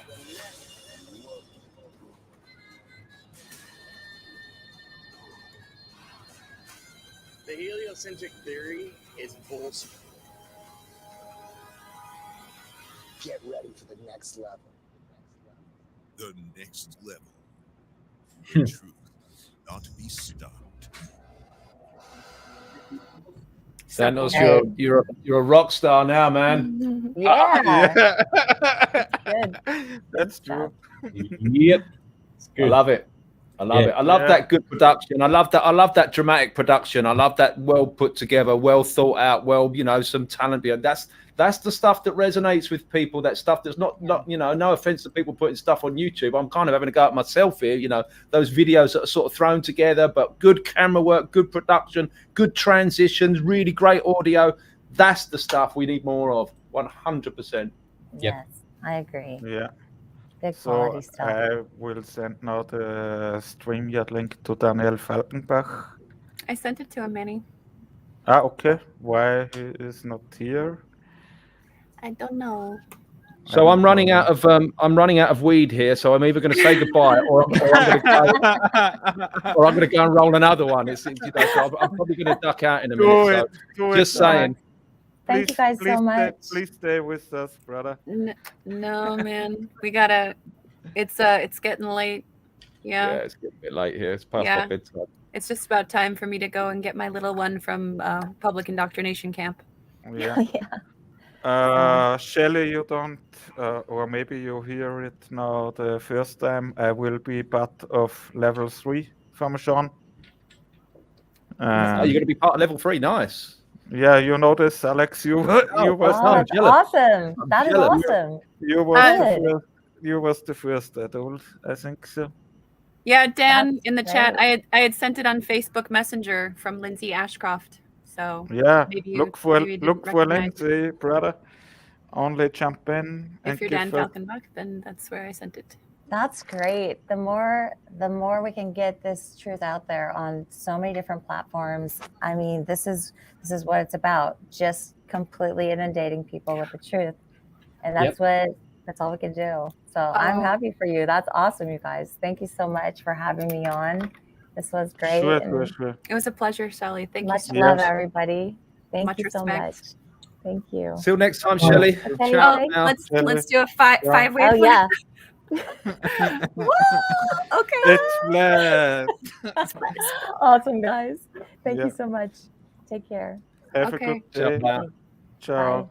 Bye-bye. Goodbye, everybody. Thanks, everyone. Bye. Bye. Yeah, we have Santos with us. Stay with us, brother. Oh, Dan says he's banned on Facebook at the moment and locked out. Oh shit! Wait, I will send it to him in Telegram. Yeah, just for a couple of minutes, and then we'll have to say goodbye. Yeah, for sure. How's the vibes in Mexico, Santos? Great. Yeah, everything's good. Yeah. Very cool that you are here, my brother.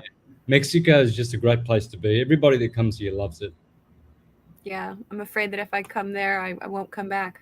Although that wouldn't be the worst thing in the world. It's absolute shit in Chicago right now. Oh, you're in Chicago. Oh my God. Yeah, born and raised.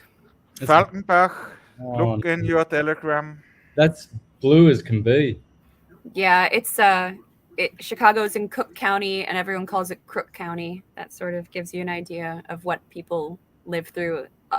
All businesses and anyone with a brain is fleeing the state, going to Indiana or Wisconsin, where things are more reasonable and less control. It's a wild place. It's also one of the most medical loving cities in America, with the university hospitals, and it's just this intense culture of just listening to whatever is told to you by the men in the white coats. It's really sad, but there are some cool people. But even they're largely drinking the Kool-Aid and stuff. It's hard. It's like a city of 9 million people, and sometimes it feels a little bit lonely.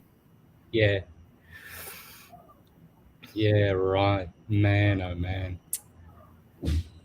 I feel sorry for people in those Five Eyes nations. What kind of nations? Five Eyes. Five Eyes. Yeah. What's this? What are the Five Eyes? Well, there's a worldwide program where 5 nations are involved. They're all the English-speaking nations: Canada, Australia, US, Britain, and New Zealand. And they have the 5 Eyes watching you, Big Brother. It's a system where they watch everything you do. The CIA, it's run by the CIA. Five Eyes. Look into it. Oh, I just got chills though. Very cool, Santos. No, not cool. Not cool. So we have Daniel Falkenbach here. Oi, oi. Dan! You're on mute, Dan. Yeah, bring on your mic, brother. Yo, what's up? That Dams. Hi, Dan. What's up, guys? Yeah. Good to meet you. Now we come together, brother. Yeah, I've been warped out of existence. I'm playing some crazy Discordian real life video game now. They got me trying to decode. Oh man. These guys are insane. So I'm just destroying. I'm just decoding what they think is impossible to decode, and so I'm decoding Discordianism for the Syncretism Society. It's taken me far too long. I got all these links up here from all these different people. Memetic warfare, and they got people playing these meta games, meta programming, but they're infiltrating everything. It's pretty crazy, but at least I get to turn myself into a dataplex. So I get to it's like I don't know. It's hard to define what a dataplex is, but it's like a living, interactive, virtual, digital library that's any information that is shared or collected. It has an effect on all the sentient minds that is around, that gets in contact with it, no matter what. And it's like magicians screwing around with one another. And there's like lesser magicians who are not good, but then you have some really good ones. And then you have like crazy psychopathic schizoid people, and so it's treacherous waters to tread around in. But I don't care. Like, someone's got to do it, and not many people do that type of research because they're scared of these crazy people. Oh damn! I don't care. They're harmless. What is your job, Danny? What do you work when you go to work? Well, I work with the Syncretism Society with Santos here. Only with Santos. That's your job. No, I sell books. I landscape. I do gardening.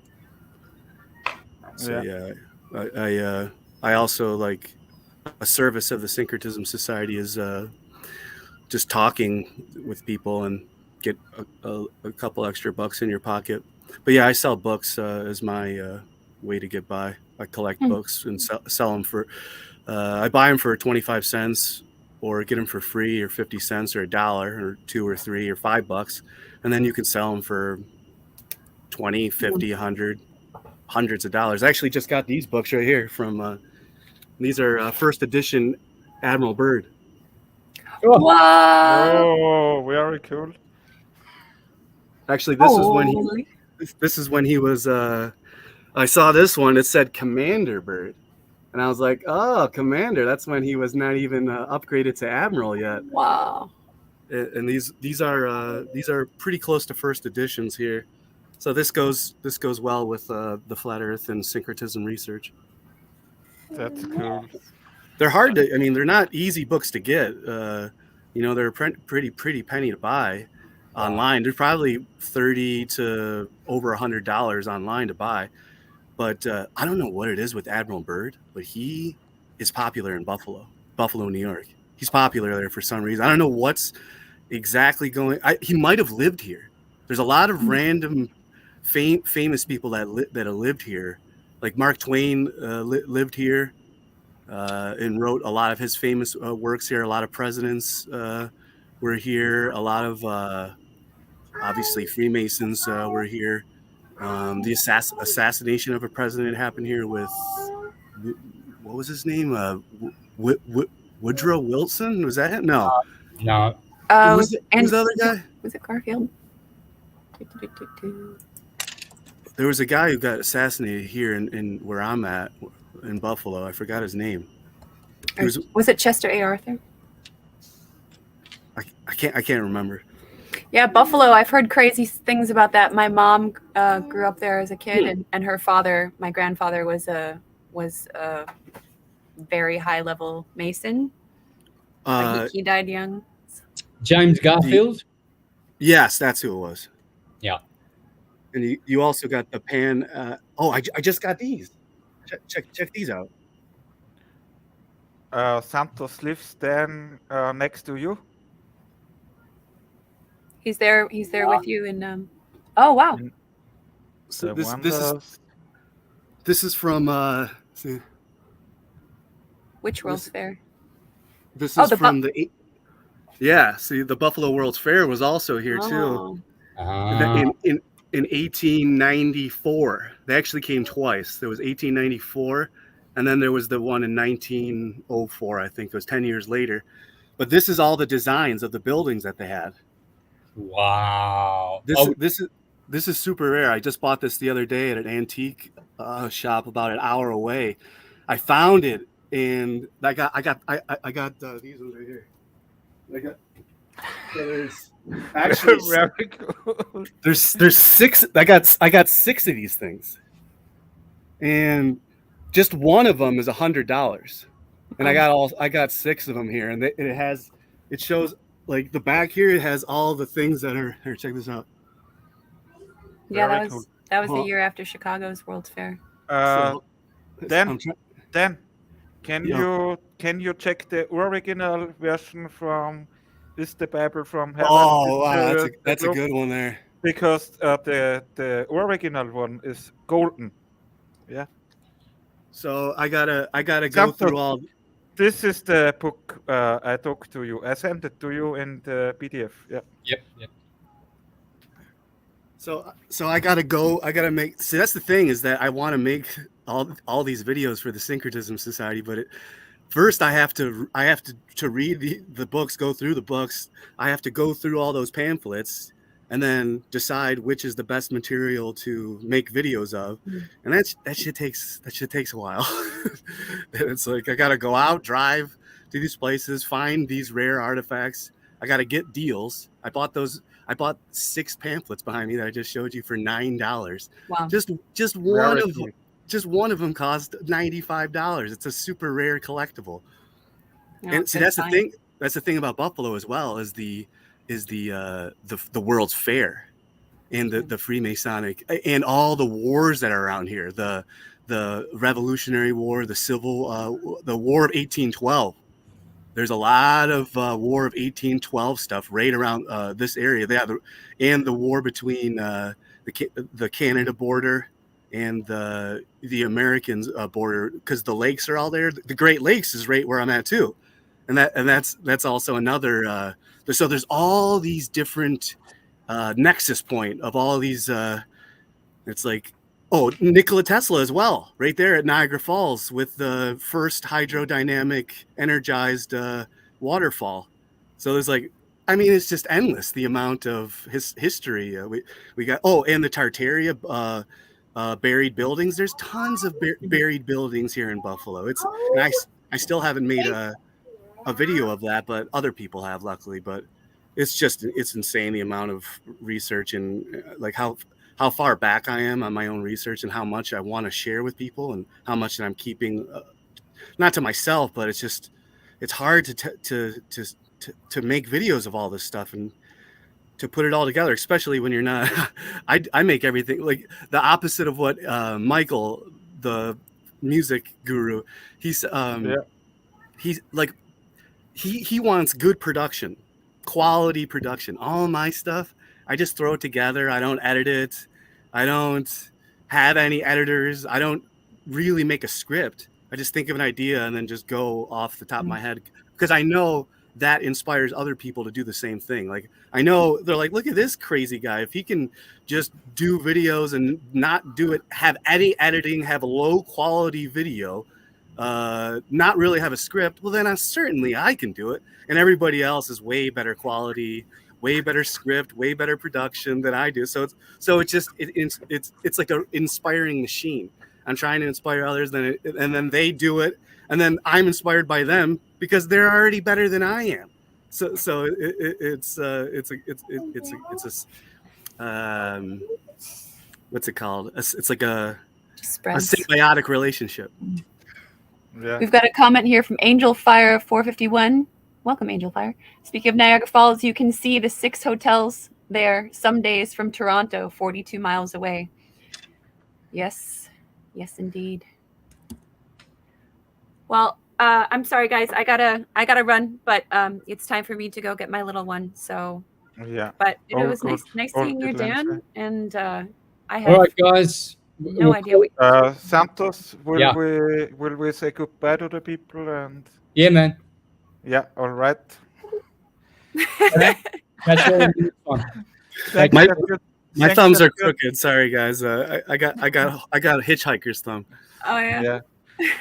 Santos, if you can share the free energy video, that would be nice. With who? Which one? I will send it again. It's to you, in German. Okay. All right. It's in German. Yeah. All right, guys. Thank you, brother. Have a good day. Have a great good day, night. gents. Bye. Lindsay, Okay. ciao. Ciao. Bye bye.